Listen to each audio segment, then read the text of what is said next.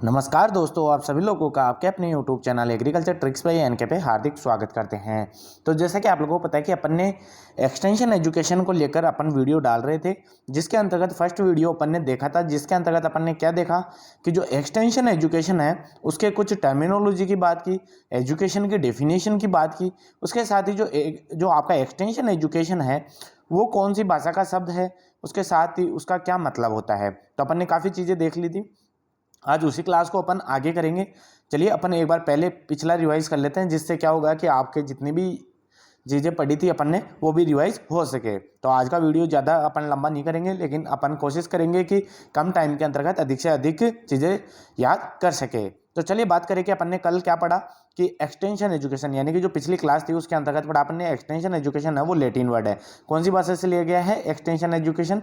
जो एक्सटेंशन है वो आपका लैटिन वर्ड है। लैटिन वर्ड कौन कौन से शब्दों से मिलकर बना है? Plus ex plus टेंशियो।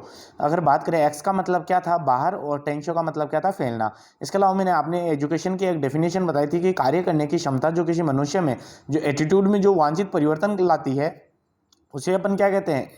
एजुकेशन कहते हैं।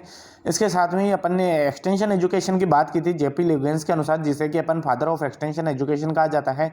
तो जेपी लिगेंस ने 1961 के अंतर्गत क्या बताया था आपके कि प्रसार शिक्षा क्या है, या अपन बात करें एक्सटेंशन एजुकेशन क्या है?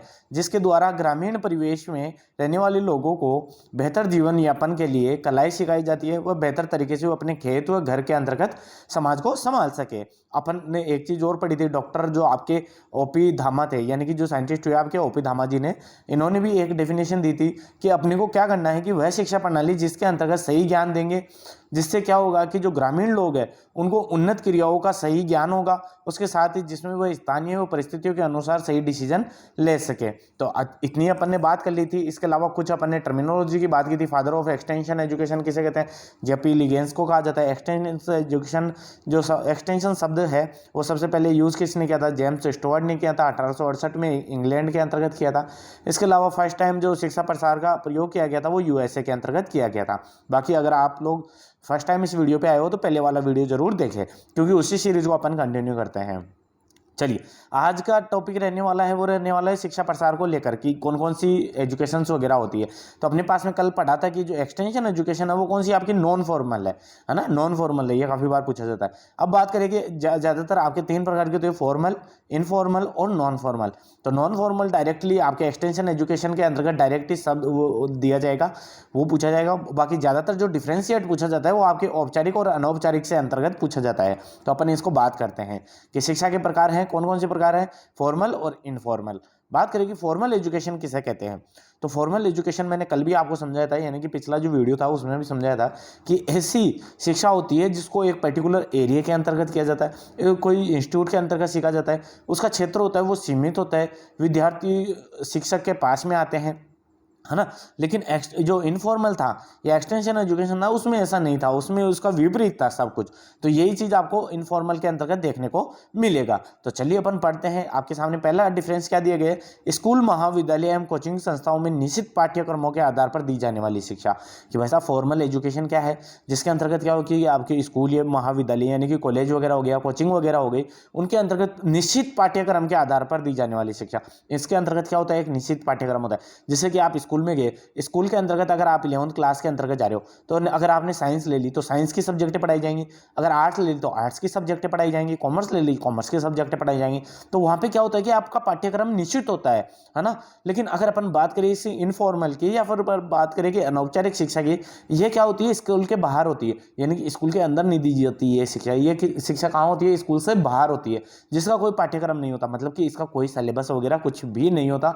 कि ऐसा नहीं है कि हाँ आज आप इनफॉर्मल एजुकेशन या किसान के पास में जा रहे हो तो आज आपको ये टॉपिक पढ़ाना है, वो टॉपिक पढ़ाना है, ऐसा कोई बाउंडेशन वगैरह नहीं होती। ये स्कूल से बाहर होती है और इसका कोई पाठ्यक्रम नहीं होता।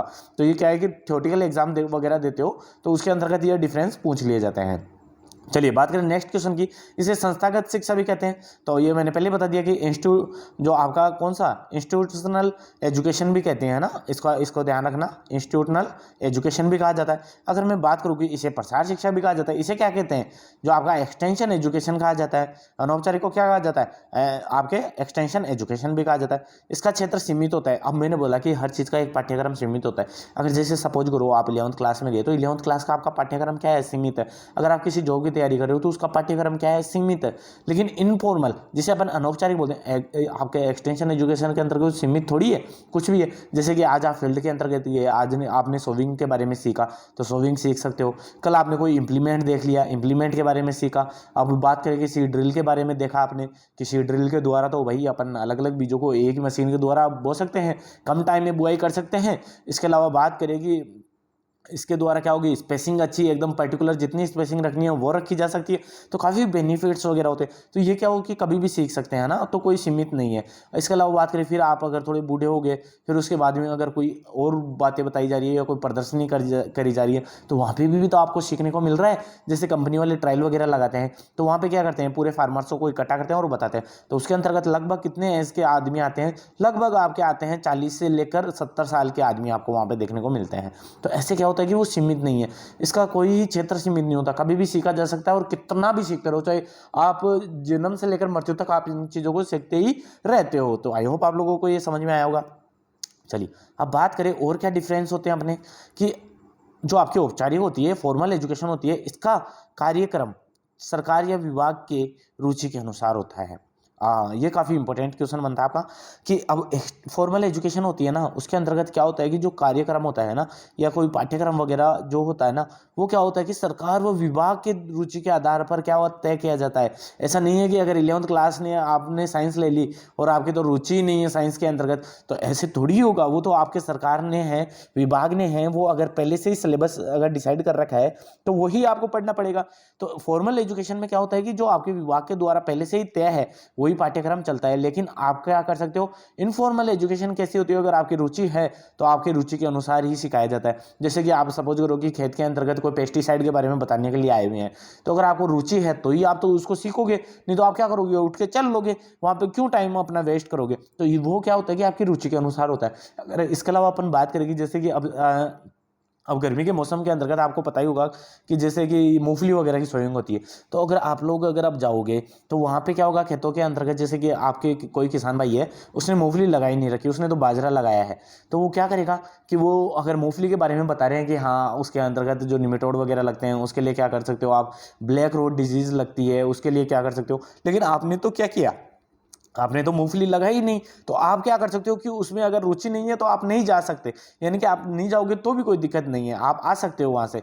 लेकिन आपका जो वो आपका जो समझाने आया है, जो आपके कंपनी से जो वर्कर आते हैं वो आपको बताते हैं कि इससे ये फ़ायदा होगा, इससे रोग नहीं लगेंगे ये, तो वो कैसे आपका एरिया डिसाइड करता है, वो करता है रुचि के आधार पर। कि जैसे कि आपकी बात करें कि आपके जैसे जयपुर का शहर हो गया, जयपुर शहर के आसपास में कोई गाँव के अंतर्गत किसी ने मूंगफली लगा रखी है, या कुछ एरिया के अंतर्गत क्या होता है कि अपनी सब्जी ज़्यादा लगती है जयपुर के आसपास वाले एरिया में, तो अब कंपनी वाले क्या टारगेट करते हैं कि इधर सब्जियां ज़्यादा लगती हैं, तो उसके अंतर्गत जैसे कीड़े पॉड बोरर वगैरह हो गए, है ना, लटे वगैरह हो गए, ये लगती है, तो वो क्या करेंगे उस पर्टिकुलर क्षेत्र को क्या करते हैं, टारगेट करते हैं, और फिर वहीं जाके वो अपना क्या करते हैं, बताते हैं उन चीज़ों को कि इनको यूज़ करोगे तो आप इनके अंतर्गत ये होगा। तो वो क्या होगा कि आपकी रुचि के अनुसार, अगर आपने उगाया है तभी तो वो रुचि लेंगे, वो वहाँ पे तभी तो सिखाने के लिए आएंगे। अगर वहाँ पे आप लगाओगे नहीं तो थोड़ी सिखाने आ जाए, जैसलमेर में थोड़ी बताने जाएंगे कि हाँ आपके भिंडी की सब्जी ऐसे उगानी चाहिए, बैंगन की सब्जी ऐसे उगानी चाहिए, या फिर आपके तुरई कैसे लगानी चाहिए। तो वो आप एरिया होता है ना, वो रुचि के अनुसार तय किया जाता है। तो अनौपचारिक शिक्षा होती है वो हमेशा रुचि के अनुसार होती है। ऐसा नहीं होता कि हाँ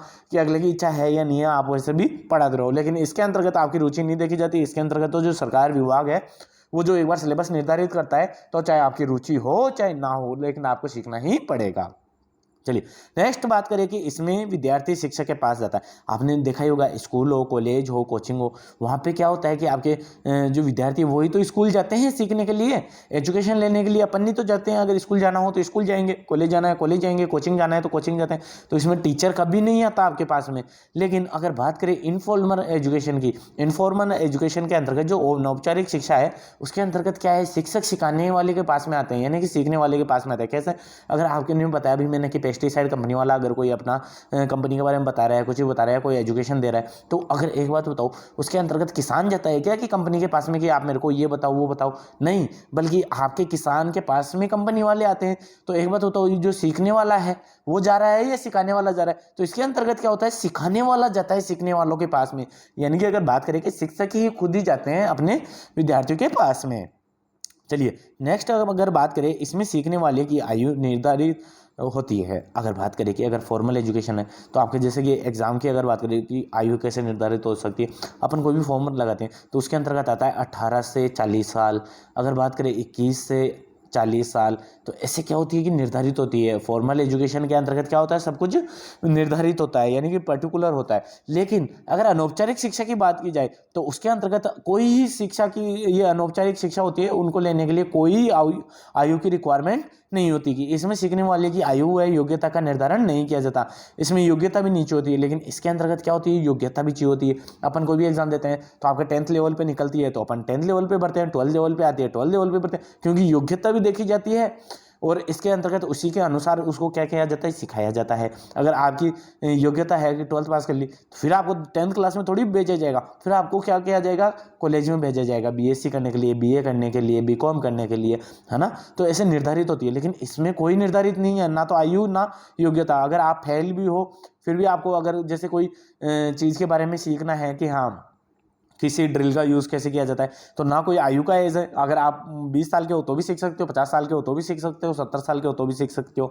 इसके अलावा आपकी कोई योग्यता भी निर्धारित नहीं होती। ऐसे नहीं है कि आप ग्रेजुएशन के भी होनी चाहिए, 10th पास होनी चाहिए, 12th पास होनी चाहिए। तो यह एक ऐसी शिक्षा की प्रणाली है जिसके अंतर्गत इसमें सीखने वाले की आयु योग्यता निर्धारित नहीं होती, इसको बस डायरेक्टली ले लिया जाता है। चलिए अब बात करें कि नेक्स्ट की कि आपके सामने आते हैं कि कृषि प्रसार शिक्षा, एग्रीकल्चर एक्सटेंशन एजुकेशन क्या है। एक्सटेंशन एजुकेशन मैंने पहले बताया था, पहले एक्सटेंशन एजुकेशन समझना जरूरी है।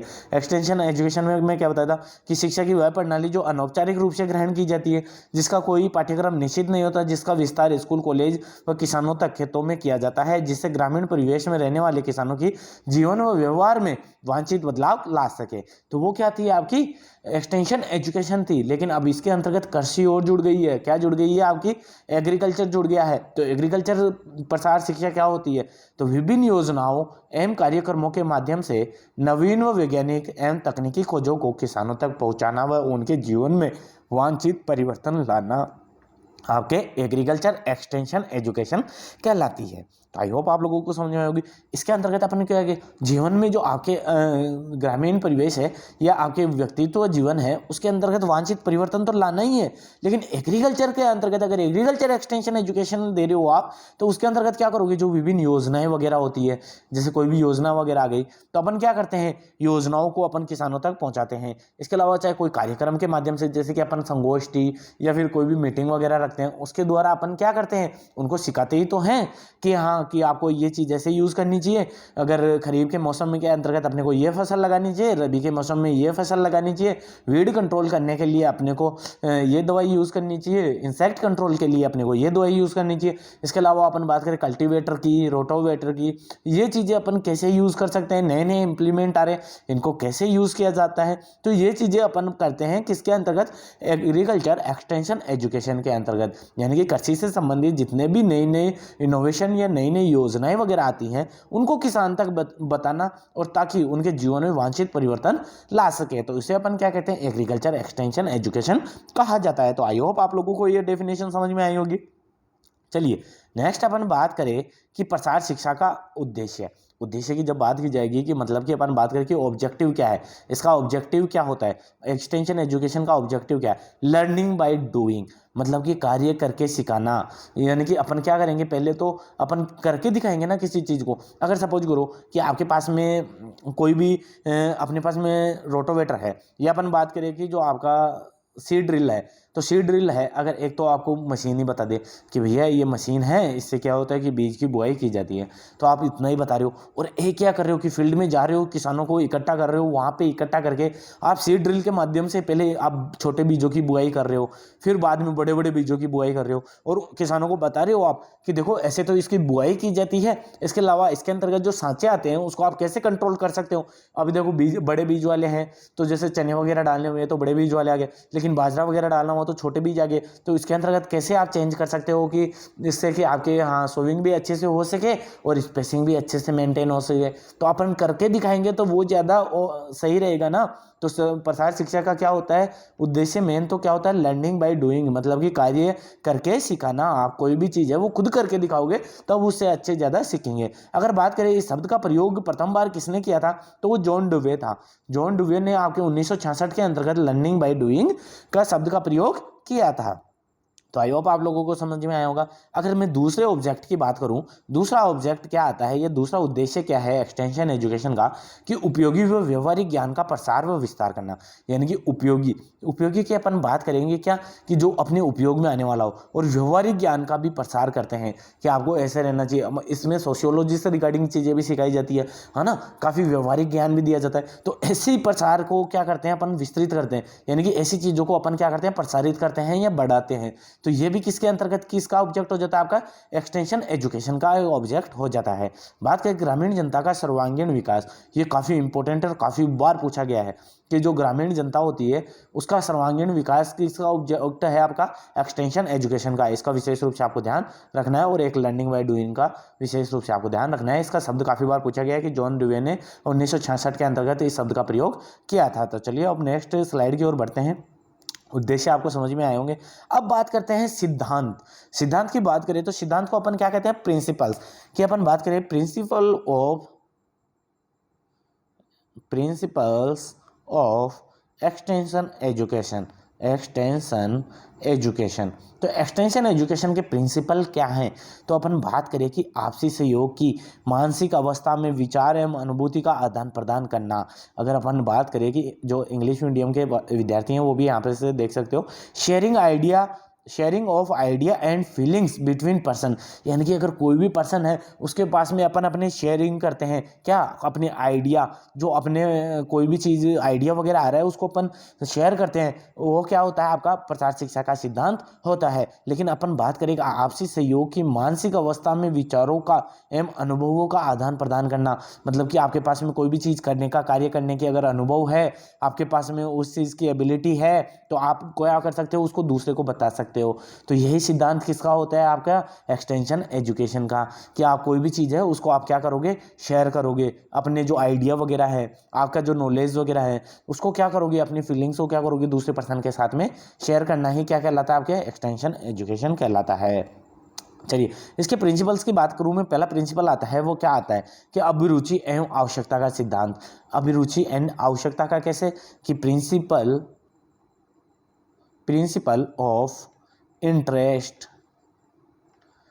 एंड नीड, कि आपका इंटरेस्ट क्या है और नीड क्या है। तो अभिरुचि आवश्यकता कैसे, कि अगर आप बात करें कि अभिरुचि व आवश्यकता का सिद्धांत कैसे, अगर कोई भी आप एक्सटेंशन एजुकेशन दे रहे हो तो उसका सिद्धांत क्या होगा, इसका प्रिंसिपल ये कहता है आपका पहला, कि जो भी आप कुछ सिखाने जा रहे हो तो उसके अंतर्गत जो अगला पर्सन है वो उसमें अभिरुचि यानी कि इंटरेस्ट लेना चाहिए, क्या इंटरेस्ट लेना चाहिए, और उसको नीड होनी चाहिए, मतलब कि आवश्यकता होगी तभी तो वो आपका ये ज्ञान लेगा, नहीं तो क्यों लेगा आपका ये ज्ञान। तो आपको कोई भी चीज़ है, अगर कोई भी चीज़ के बारे में बताना है तो आपको ये देखना है कि अगले की अभिरुचि, यानी कि बात करें कि इंटरेस्ट है कि नहीं है, उसको नीड है कि नहीं है। मैंने अभी आपको एग्जाम्पल देके भी बताया था कि जैसे सपोज करो कि आपके कोई पर्टिकुलर एरिया है, उसके अंतर्गत ओनली अनाज ही अनाज हो रहे हैं, और आप वहाँ जाके अगर सब्जियों की व्याख्यान करोगे या सब्जियों के बारे में बताओगे तो वो क्यों सुनेंगे आपकी, उनका इंटरेस्ट ही नहीं है, क्योंकि अगर वो सब्जियां उगा ही नहीं रहे हैं तो वो क्यों लेंगे आपका ये ज्ञान। तो इंटरेस्ट होना जरूरी है ना, उनका इंटरेस्ट ही क्या है आपके खाद्यान्न उगाने में, तो आप खाद्यान्न के बारे में बताइए तभी तो वो इंटरेस्ट लेंगे। उनकी आवश्यकता नीड क्या है, नीड अगर आप वो खाद्यान्न उगा रहे हैं तो खाद्यान्न को बचाने की तो नीड होगी उनको, तो उनका ही तो ध्यान रखेंगे वो आपके ये क्यों सुनेंगे कि आपके कैसे सब्जियां या वेजिटेबल लगाई जाती है। तो वो उनकी आवश्यकता भी नहीं है और उनका इंटरेस्ट भी नहीं है। तो पहला प्रिंसिपल ये कहता है एक्सटेंशन एजुकेशन का कि आपके क्या होंगे, principle of interest and need, कि आपके इंटरेस्ट होना चाहिए और नीड होनी चाहिए। तो आपको इसका विशेष रूप से ध्यान रखना है। अब बात करें प्रसार शिक्षा का जो सेकंड जो आपका प्रिंसिपल आता है वो क्या आता है, तो दूसरे प्रिंसिपल या सेकंड प्रिंसिपल की बात करें तो प्रिंसिपल ऑफ पार्टिसिपेटेशन, यानी कि जो पार्टिसिपेट करते हैं वो होना ज़रूरी है, यानी कि बात करें भागीदारी होना ज़रूरी है। अगर कोई भी चीज़ आप समझा रहे हो किसी ग्रुप के अंतर्गत, अगर सपोज करो उस ग्रुप में आप कोई भी चीज़ का नॉलेज लेके जा रहे हो, अगर उसमें कोई इंटरेस्ट ही नहीं ले रहा, अगर कोई वहाँ पे पार्टिसिपेट ही नहीं कर रहा, तो आप किसको ज्ञान दोगे, आप कैसे प्रसार शिक्षा को आगे लेके जाओगे? नहीं लेके जा सकते ना। तो इसके लिए आपको जो आपकी पार्टिसिपेटेशन है या भागीदारी है वो होना ज़रूरी है। तो इसका काफ़ी विशेष रूप से आपको ध्यान रखना है कि सेकंड जो प्रिंसिपल है वो क्या कहता है, भागीदारी का सिद्धांत है, जो पार्टिसिपेटेशन है उसका ध्यान रखना है। बात करें तीसरा जो प्रिंसिपल है वो क्या है, प्रिंसिपल ऑफ एडेप्टेबिलिटी, यानी कि अगर बात करें अनुकूलता। मैंने अभी ये एग्जांपल देखे कितने समझाए कि जहाँ पर वो सब्जी पहले से हो ही नहीं रही है तो वो उसको आपके अनुकूल कैसे होंगी, वो आपको कैसे अडॉप्ट करेंगे, वो अडॉप्ट करेंगे ही नहीं। तो आपको इनका भी ध्यान रखना है कि वहाँ के लोग उस चीज़ को अडॉप्ट करने लायक है कि नहीं है, वो उसके एबल है कि नहीं है। तो आपको थर्ड जो आपका प्रिंसिपल है वो क्या कहता है आपका, कि एडॉप्टेबिलिटी होनी चाहिए, कि उसको ग्रहण करने वाले होने चाहिए या उसकी अनुकूलता होनी चाहिए, ताकि वहाँ के लोग उस चीज़ को समझ सके। चलिए नेक्स्ट अगर बात करें कि नेक्स्ट आता है आपका नेतृत्व का सिद्धांत, प्रिंसिपल ऑफ लीडरशिप। अगर आप कोई भी चीज़ अगर बता रहे हो तो आपके अंतर्गत लीडरशिप का गुण होना चाहिए। अगर आप किसी भी चीज़ को, अगर कोई भी एजुकेशन के बारे में अगर बता रहे हो, तो अगर आपके पास में ये गुण ही नहीं है कि आप उसको अच्छे से एक्सप्लेन कर सको, किसी चीज़ का नेतृत्व कर सको, तो आप उस चीज़ को अच्छे से एक्सप्लेन कर पाओगे क्या? अगर आपके पास में सपोज करो कि अगर आप कोई क्लास में जा रहे हो, कोई टीचर है और बच्चे हैं यहाँ पे, तो बच्चे अगर आपको कुछ भी बोल रहे हैं या फिर वो गाली वगैरह दे रहे हैं, तो अपन क्या करेंगे? अगर आपके पास में अगर आपके उसके अंतर्गत अगर पर्टिकुलर माहौल ही नहीं बना पा रहे हो क्लास के अंतर्गत, तो अगर आप अच्छे से पढ़ा पाओगे क्या? नहीं पढ़ाओगे। तो जो अपन कई बार पढ़ते भी हैं कि जो स्कूल का लीडर होता है वो कौन होता है? प्रिंसिपल होता है। लेकिन कक्षा का लीडर किसे कहा जाता है? या आप अपन बात करें कि जो कक्षा का नेता होता है वो कौन होता है? आपका टीचर होता है। तो ऐसे ही क्या होता है कि उसमें ऐसे गुण होने चाहिए कि वो पूरी क्लास को कंट्रोल कर सके, ताकि अंदर आते ही वो सभी बच्चे साइलेंट हो या फिर अपने क्या करें कि जो टीचर बता रहे हैं उनको अच्छे से समझ सके। तो ऐसे ही क्या है कि आप में भी, अगर आप भी बता रहे हो, तो ये प्रिंसिपल या सिद्धांत क्या कहता है कि आप में लीडरशिप होनी चाहिए। आप कोई भी चीज़ को बताओ तो आपको सुनने वाले एकदम अच्छी तरीके से आपको फॉलो करने वाले होने चाहिए, या आप कोई भी चीज़ बता रहे हो तो उसको लीडरशिप के आधार पर आपके ऐसे गुण होने चाहिए। तो आपको चौथा प्रिंसिपल भी समझ में आया होगा। चलिए नेक्स्ट प्रिंसिपल की बात करें, तो नेक्स्ट प्रिंसिपल आता है संतोष का सिद्धांत, प्रिंसिपल ऑफ सेटिस्फेक्शन। अगर आप कोई भी चीज़ लेके जा रहे हो, किसानों तक कोई भी नया इनोवेटिव चीज़ बता रहे हो, तो उसके अंतर्गत सेटिस्फेक्शन होना चाहिए। अगर एक बात बताओ, अगर कोई भी चीज़ आप बता के तो आए लेकिन किसान उससे सेटिस्फाई नहीं हुए, तो वो अडॉप्ट करेंगे क्या? वो इस चीज़ के बारे में सोचेंगे क्या? नहीं सोचेंगे। तो अपने को क्या करना है कि उनको इतना ध्यान देना है कि वो सेटिस्फेक्शन हो सके। तो आपके एक्सटेंशन एजुकेशन का भी जो प्रिंसिपल है यही कहता है, पांचों प्रिंसिपल, कि आपके जो भी एजुकेशन दे रहे हो उसके अंतर्गत क्या होना चाहिए? आपके सेटिस्फेक्शन होना चाहिए, कि कोई भी चीज़ समझाई है तो उनको ऐसा लगना चाहिए कि हाँ ये हमारी यूज़फुल है, हमें काम आने वाली चीज़ है, तभी वो सेटिस्फाई होंगे, तभी वो इस चीज़ को अडॉप्ट करेंगे। चलिए नेक्स्ट अपन बात करें, तो नेक्स्ट आती है आपके प्रसार शिक्षा की विशेषताएं। तो अपन ने क्या किया कि प्रसार शिक्षा के जो उद्देश्य हैं, ऑब्जेक्ट देखे, 3 ऑब्जेक्ट देखे और 5 अपन ने क्या देखे, उसके प्रिंसिपल्स देख लिए। अब बात करें कि आपके जो क्या क्या विशेषताएं वगैरह होनी चाहिए प्रसार शिक्षा की, तो प्रसार शिक्षा की इसमें भागीदारी पूर्णतः स्वैच्छिक होनी चाहिए। पूर्णता है ना, ये पूर्णजित नहीं है, ये इसको करेक्शन कर लेना। ये क्या है? पूर्णता। पूर्णतः क्या? स्वैच्छिक होनी चाहिए। अगर अपन बात करें कि अगर प्रसार शिक्षा कर रहे हैं तो उसमें कोई भी पार्टिसिपेट करता है, तो अपन कोई पकड़ के थोड़ी लाते हैं। अपने को ऐसी चीज़ लानी है कि जो स्वेच्छा से ही अपन किसान आए अपने पास में नई नई चीज़ें सीखे। यानी कि अपन बात करें तो इसे इंग्लिश के अंतर्गत अपन क्या बोल सकते हैं? वॉलेंट्री पार्टिसिपेशन होना चाहिए। यानी अगर वॉलेंट्री का मतलब कि आपके जो स्वैच्छिक ये चीज़ें होनी चाहिए, पूर्णतः स्वैच्छिक होनी चाहिए, अगले के इंटरेस्ट में होनी चाहिए। चलिए नेक्स्ट बात करें, यह है अनौपचारिक प्रकार की शिक्षा। ये मैंने पहले बता दिया कि प्रसार शिक्षा क्या है, ये एक तो स्वैच्छिक होनी चाहिए, ये अनौपचारिक है, बात करें कि तीसरी है कि इनमें व्यवहारिक ज्ञान पहले ही दिया जाता है। इसके अंतर्गत क्या किया जाता है कि जैसे मैंने बताया कि अगर आप सीड ड्रिल के बारे में बताने जा रहे हो कहीं भी, या किसी भी दवाई के बारे में बताने जा रहे हो, किसी भी इंसेक्टिसाइड या पेस्टिसाइड के बारे में बताने जा रहे हो, तो पहले अपन क्या करते हैं, व्यवहारिक ज्ञान देते हैं कि हाँ इसको ऐसे यूज़ करते हैं। अगर आपके पास में कैसा खेत है, आप पहले कैसे यूज़ करते थे, किसे यूज़ करते थे, तो अब ये यूज़ कीजिए। तो व्यवहारिक ज्ञान दिया जाता है पहले, फिर उसके बाद में आप अपने मेन टॉपिक के ऊपर आते हो। बात करें कि इसके अंतर्गत प्रसार शिक्षा एक्सटेंशन एजुकेशन के अंतर्गत कोई भी पाठ्यक्रम निश्चित नहीं होता। अपन बात करें कि इसके अंतर्गत कोई भी सिलेबस है ना, सिलेबस नहीं होता, फिक्स नहीं होता। इसके अंतर्गत आप सीड ड्रिल के बारे में भी जान सकते हो। आज आपका मूड है कि आपने एग्रीकल्चर के बारे में जाने, तो एग्रीकल्चर के बारे में जान सकते हो। आज मूड जैसे कि नेक्स्ट डे हो गया, आपका मूड नहीं है, तो आप पशुपालन के बारे में कि अगर कोई डॉक्टर आया तो आप देखते हो कि हाँ कैसे इंजेक्शन लगाया जाता है, क्या क्या दवाई दी जाती है, तो सीख तो वहाँ से भी रहे हो ना आप। तो वहाँ पर क्या हुआ, आपका इंटरेस्ट चेंज हो गया। तो इसके अंतर्गत क्या होता है कि आपका इंटरेस्ट होता है, उसके अनुसार पाठ्यक्रम, इसके अंदर पाठ्यक्रम नहीं होता, लेकिन आपके इंटरेस्ट के अनुसार इसके अंतर्गत सिखाया जाता है। तो अपने पशुपालन के बारे में सीख लिया। अब तीसरा दिन हुआ कि भाई नहीं, मेरे को तो कुछ और सीखना है। आपने अब जैसे कोई अपन बात करिए कि अपने कोई भी डॉक्टर है, तो या फिर कोई भी जैसे कोविड-19 आया था, अपने कोरोना आया, तो कोरोना के अंतर्गत अपने मास्क वगैरह लगाना, तो अपन क्या करते हैं, ये भी चीज़ें सीखते हैं। तो वो अपन क्या करते हैं कि कोरोना के अंतर्गत ये सब चीज़ें सीखी, तो इसके अंतर्गत कोई फिक्स थोड़ी था कि इतनी उम्र का ही सीख सकता है, या कोई पाठ्यक्रम थोड़ी आया था उसका। तो ये चीज़ें आप कभी भी सीख सकते हो, तो इसका कोई पाठ्यक्रम नहीं होता। तो आई होप आप लोगों को ये चीज़ समझ में आई होगी। इसके अलावा और क्या क्या विशेषताएं होती हैं आपके प्रसार शिक्षा या एक्सटेंशन एजुकेशन की, तो अपन बात करें, ये दोहरी प्रवाह प्रणाली है। तो मैंने पहले ही बताया था कि यह क्या है, टू वे प्रोसेस है। इसके अंतर्गत क्या है कि एक तो सुनने वाला होता है और एक क्या होता है, बोलने वाला होता है, यानी कि टू वे चैनल होता है। इसको अपन क्या करते हैं, एक तो आपको जो आपके प्रसार शिक्षा के बारे में बताने वाला होता है, और एक जो रिसीवर या जो आपका इस शिक्षा को ले रहा है वो होता है। तो अपन सेंडर हो गया, और एक क्या होता है, रिसीवर होता है। तो ये टू वे होता है। अगर आपने कोई चीज़ तो बता दी, लेकिन उसके मन के अंतर्गत कोई कन्फ्यूजन आ गया कि सीड ड्रिल को यूज़ कैसे किया जाता है, या अपन बात करें कि पेस्टिसाइड में दवाइयाँ कितनी मात्रा यूज़ की जाती है, तो आप रिटर्न में क्वेश्चन भी तो पूछ सकते हो। तो ये क्या होता है, दोहरी प्रवाह शिक्षा प्रणाली होती है। बात करें, ये है लचीला शिक्षा प्रणाली होती है। लचीला मतलब कि फ्लेक्सिबल होता है। फ्लेक्सिबल कैसे सर, अपन बात करें कि कोई भी चीज़ है तो इसको इतना कॉम्प्लिकेटेड करके नहीं समझाया जाता।